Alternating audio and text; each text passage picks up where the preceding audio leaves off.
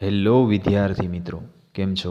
મજામાં? આજે ધોરણ 10માં સામાજિક વિજ્ઞાન વિષયમાં ખૂબ જ અગત્યના વિકલ્પવાળા પ્રશ્નો MCQ ક્વેશ્ચન ભાગ 3 આવનારી બોર્ડની પરીક્ષા માટે જે ખૂબ જ અગત્યના છે તેનો અભ્યાસ કરીશું, જેનો સંદર્ભ ગ્રંથ છે ગાલા અપેક્ષિત.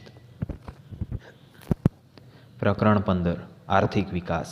પહેલું, કઈ પદ્ધતિને મુક્ત અર્થતંત્ર કહે છે? ઉત્તર સી, બજાર પદ્ધતિને. બીજું, ભારતનું અર્થતંત્ર કેવા પ્રકારનું છે?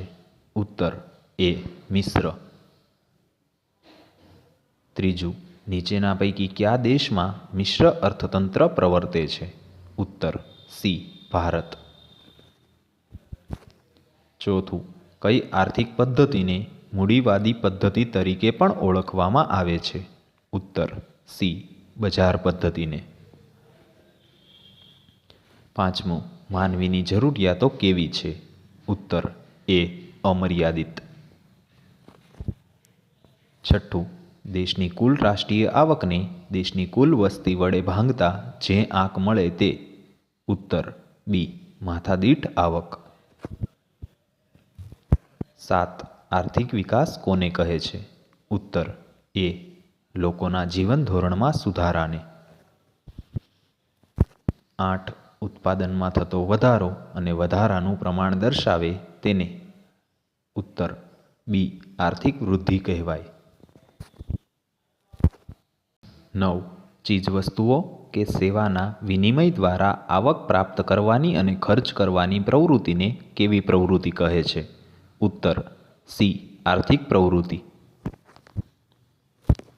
10. વિકાસશીલ દેશોની મુખ્ય આર્થિક પ્રવૃત્તિ કઈ છે? ઉત્તર સી, ખેતી. 11. વિકાસશીલ દેશોનું સામાજિક માળખું કેવું છે? ઉત્તર સી, રૂઢિચુસ્ત. 12. વિકાસશીલ દેશોમાં અર્થતંત્રનું કયું સ્વરૂપ પ્રવર્તે છે? ઉત્તર ડી, દ્વિમુખી. 13. વિશ્વ બેંકના 2004ના અહેવાલ મુજબ માથાદીઠ આવક કેટલા ડોલરથી ઓછી હોય તો તે વિકાસશીલ દેશ કહેવાય? ઉત્તર સી, $735.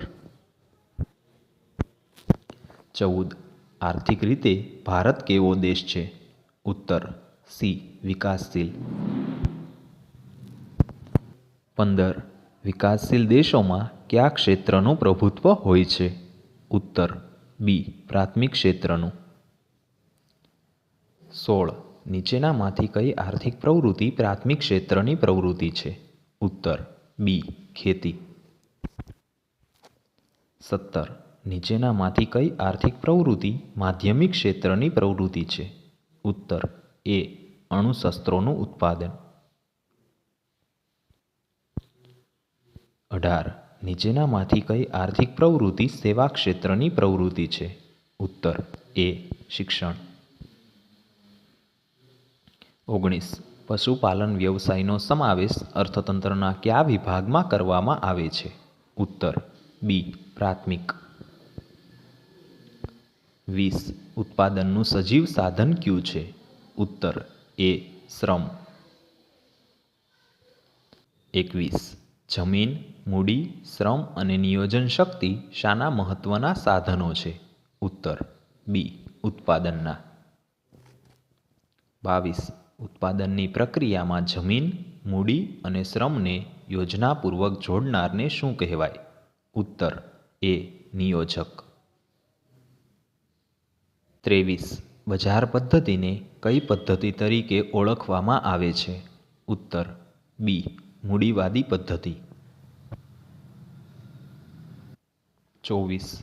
કઈ પદ્ધતિમાં નાણું અને ભાવતંત્ર સર્વોપરી હોય છે? ઉત્તર એ, બજાર પદ્ધતિમાં.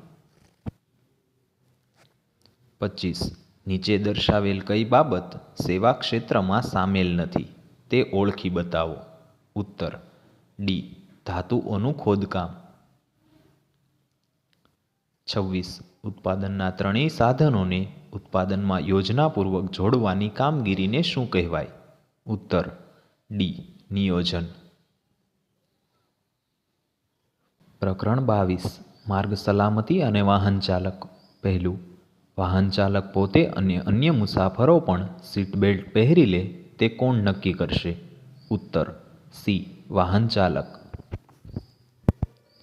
બીજું, ગેર વિનાનું 50 સીસી સુધીની એન્જિન ક્ષમતાનું દ્વિચક્રી વાહન ચલાવવા માટે લાયસન્સ કેટલા વર્ષની ઉંમર બાદ મળે? ઉત્તર એ, 16. ત્રીજું, હળવી મધ્યમ ગતિના તથા ભારે વાહનોને સામાન્ય રીતે કઈ બાજુની લેનમાં ચલાવવા જોઈએ? ઉત્તર સી, ડાબી બાજુ. Thank you. આવા જ ધોરણ 10ના અગત્યના પ્રશ્નો વિશેના વિડીયો જોવા માટે મારી ચેનલને લાઇક કરો, શેર કરો એન્ડ સબસ્ક્રાઈબ કરો અને બેલ આઇકન ઓન કરો, જેથી કરીને વિડીયોના નોટિફિકેશન સૌથી પહેલાં તમને મળે. અને આગળના MCQ વિશેના ભાગના વિડીયો જોવા માટે પ્લેલિસ્ટની મુલાકાત લો.